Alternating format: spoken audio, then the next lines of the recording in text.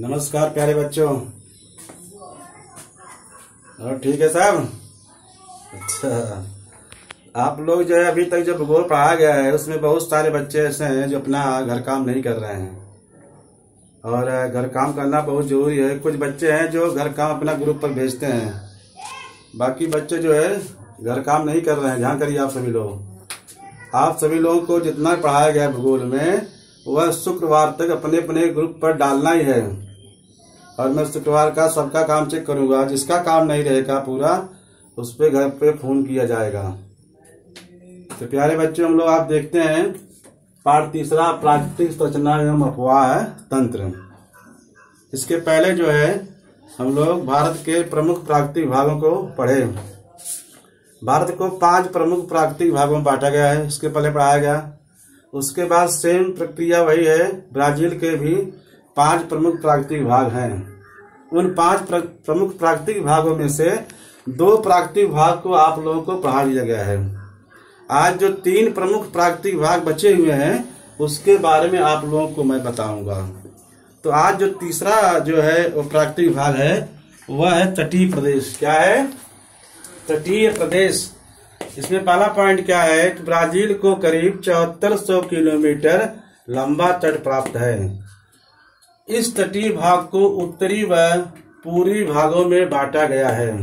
उत्तर के अमापा से पूर्व के रियो ग्रांडे डो नॉर्टे तक को उत्तर तट कहा जाता है। उससे आगे दक्षिण दिशा में फैले हुए तट को पूर्वी तट कहते हैं। ये पहला पॉइंट है।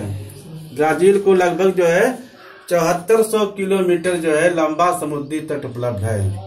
दूसरा पॉइंट दिया है, उत्तर तट पर अमेजन के साथ साथ अनेक नदियां मिलती हैं, इसीलिए यह तट समतल और नीचा है। इस किनारे पर माराजो द्वीप, माराजो की खाड़ी और साओ मार्कोस की खाड़ी है।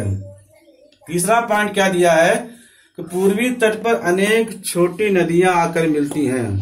इस भाग में साओ फ्रांसिस्को नामक बड़ी नदी अटलांटिक महासागर में आकर मिलती है। इस तट पर दूर दूर तक फैली हुई पुलिन एवं तटीय बालुका भित्तियां दिखती हैं। पुलिन माने क्या होता है? चौपाटी। और जो तटीय बालुका भित्तियां, जब जाड़ के समय पानी आता है और जाता रहता है, जिससे जो है बालू की जो रेत जो है समुद्र के तट पर जमा हो जाती है, इसको बालुका भित्तियां कहते हैं। ये रहा तटीय प्रदेश। इस तटीय प्रदेश को हम लोग देखते हैं बड़े पैमाने पर मानचित्र के माध्यम से। ये पूरे विश्व का मानचित्र है। इस पूरे विश्व के मानचित्र में यह दक्षिण अमेरिका महाद्वीप का मानचित्र है, और यहाँ पर यह ब्राजील है। कौन सा देश है ये? ब्राजील देश है। जैसे हमारा भारत देश देखिए प्यारे बच्चों, यहाँ पर है, इसी महाद्वीप में भारत है। अब इसके जो है पश्चिम अरब सागर है, पूर्व में बंगाल खाड़ी है और दक्षिण में हिंद महासागर है। उसी प्रकार यहाँ पर देखते हैं अटलांटिक महासागर है। क्या है? अटलांटिक महासागर। अब इसको जो और बड़े पैमाने पर देखते हैं तो हम लोग यहाँ पर आते हैं। ये तटीय प्रदेश जो है यह ब्राजील का, इसको जो है 7400 किलोमीटर लंबा समुद्र तट उपलब्ध है। इसको जो है उत्तरी अटलांटिक महासागर कहते हैं, और नीचे को जो है दक्षिण अटलांटिक महासागर के नाम से जाना जाता है। तो यह जो तटीय प्रदेश है, इस तटीय प्रदेश को में 3 पॉइंट हम लोग पढ़े। इसके साथ साथ जो है दूसरा क्या है? मैदानी प्रदेश है। मैदानी प्रदेश से पहले जो तटीय प्रदेश है वह अमेजन नदी है। कौन नदी है? अमेजन नदी। ये देखिए अमेजन नदी जो है पश्चिम से पूर्व की ओर बहती है।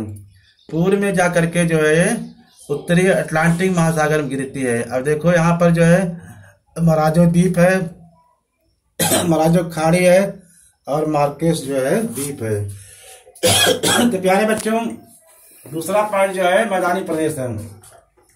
ब्राजील के मैदानी प्रदेश को 2 विभागों में बांटा गया है। पहला है उत्तर की ओर अमेजन का मैदानी भाग, दूसरा है दक्षिण पश्चिम का पेराग्वे पराहा नदियों का भाग। पहला पॉइंट देखते हैं। अमेजन ब्राजील का सर्वाधिक विस्तृत मैदानी प्रदेश है। अमेजन घाटी ब्राजील के पश्चिम भाग में बहुत चौड़ी है, 1300 किलोमीटर चौड़ी है। पश्चिम भाग में जैसे जैसे अमेजन नदी अटलांटिक महासागर की ओर जाती है, वैसे वैसे मैदान की चौड़ाई बढ़ती जाती है। यह मैदानी भाग पूर्णतः वनों से व्याप्त है। बार बार आने वाली बाढ़ और वनों के नीचे जमीन पर उगने वाली घनी वनस्पतियों के कारण यह मैदानी प्रदेश बहुत दुर्गम है। दूसरा पॉइंट है, ब्राजील का दूसरा मैदानी भाग ब्राजील के उच्च भूमि के दक्षिण पश्चिम में स्थित पैराग्वे पराया नदियों का उद्गम स्थल है। पैराग्वे और कौन नदी है? पराया नदी है। पैराग्वे के उद्गम क्षेत्र की ढलान दक्षिण की ओर है, जबकि पराया नदी की ढलान दक्षिण पश्चिम की ओर है। तीसरा पॉइंट क्या दिया गया है? पेंटानल। क्या दिया गया है? पेंटानल।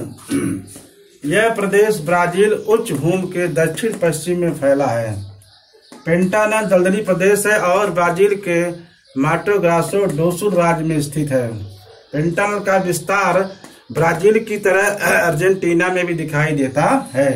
तो ये मैदानी क्षेत्र है, इसके दो भाग दिए गए हैं। उत्तर की ओर जो है अमेजन, हम लोग देखते हैं ये ब्राजील के मानचित्र में उत्तर की ओर क्या है? अमेजन है, ये उच्च भूमि है।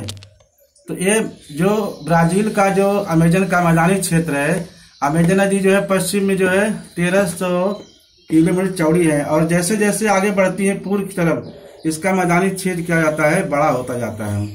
यहाँ पर जो है अधिकतर बहुत बारिश होती है और अधिक वनस्पतियों के उगने के कारण जो है यह मैदानी क्षेत्र दुर्गम क्षेत्र कहा जाता है।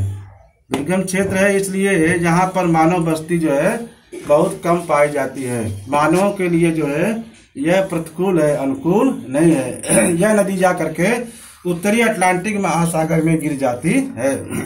अब हम लोग पढ़े थे कि मराजो द्वीप, मार्कस की खाड़ी यहीं पर है और इसके जो है नीचे की तरफ जब जाएंगे तो हम लोग देखते हैं दूसरे पॉइंट में पराना और पैराग्वे नदी का जो है उद्गम क्षेत्र है। यह ब्राजील की उच्च भूमि है। यह इसका दूसरा पॉइंट था। ये नदियां निकल करके दक्षिण अटलांटिक महासागर में गिरती हैं। तीसरा पॉइंट प्यारे बच्चों पेंटानल था। पेंटानल देख रहे हैं आप लोग यहाँ पर मानचित्र के माध्यम से।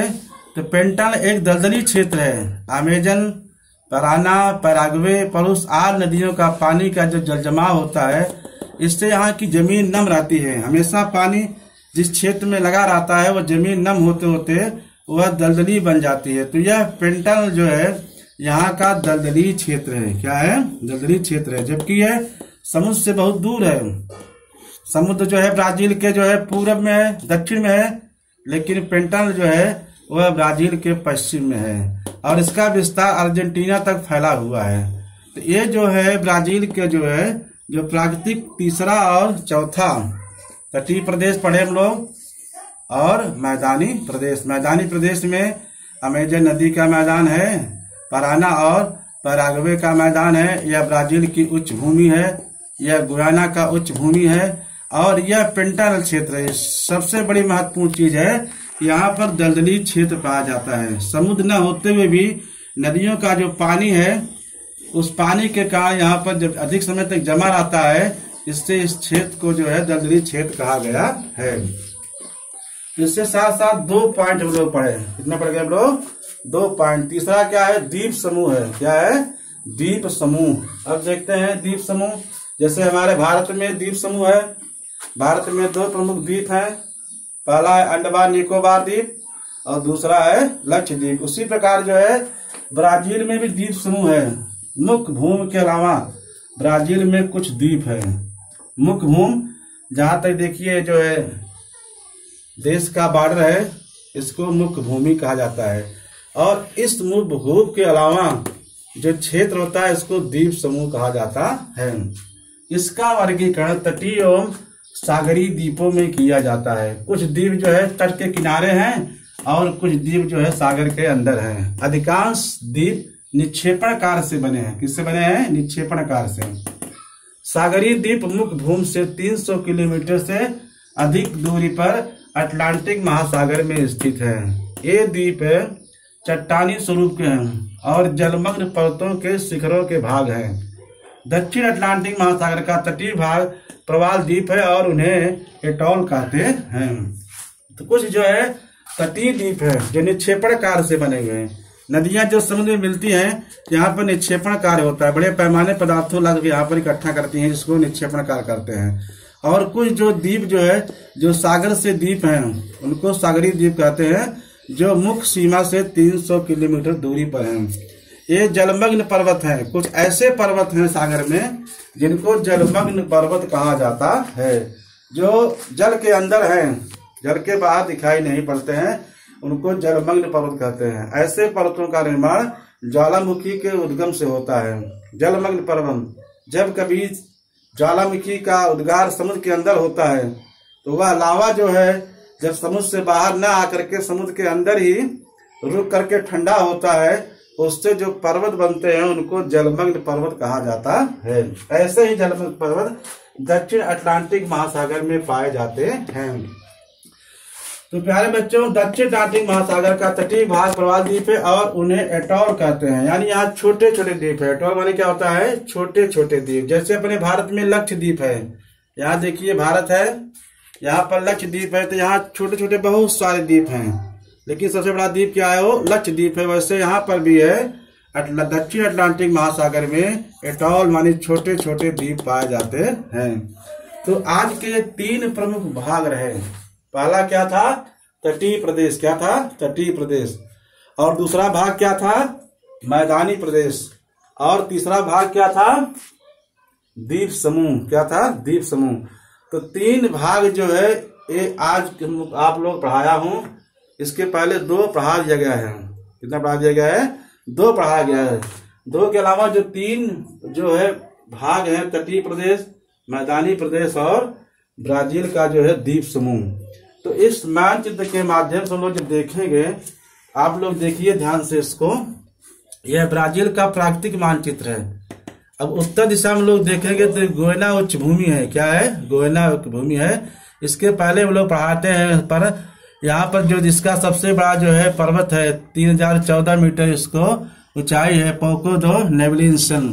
इसके अलावा यहाँ पर जो अटलांटिक महासागर है, जिसको तटीय क्षेत्र कहते हैं, तटीय क्षेत्र को 7400 किलोमीटर समुद्र तट उपलब्ध है।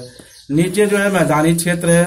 मैदानी क्षेत्र में अमेजन का मैदानी क्षेत्र किनारा है और पराना और पैराग्वे का जो है मैदानी क्षेत्र है। यह ब्राजील की उच्च भूमि है, यह गोयना की उच्च भूमि है और यहाँ बीच में पेंटानल है। क्या है? पेंटानल यानी दलदली क्षेत्र है, जो सबसे महत्वपूर्ण क्षेत्र है। इसके अलावा हम लोग जो 5वां जो है पढ़े, वो क्या था? द्वीप समूह था।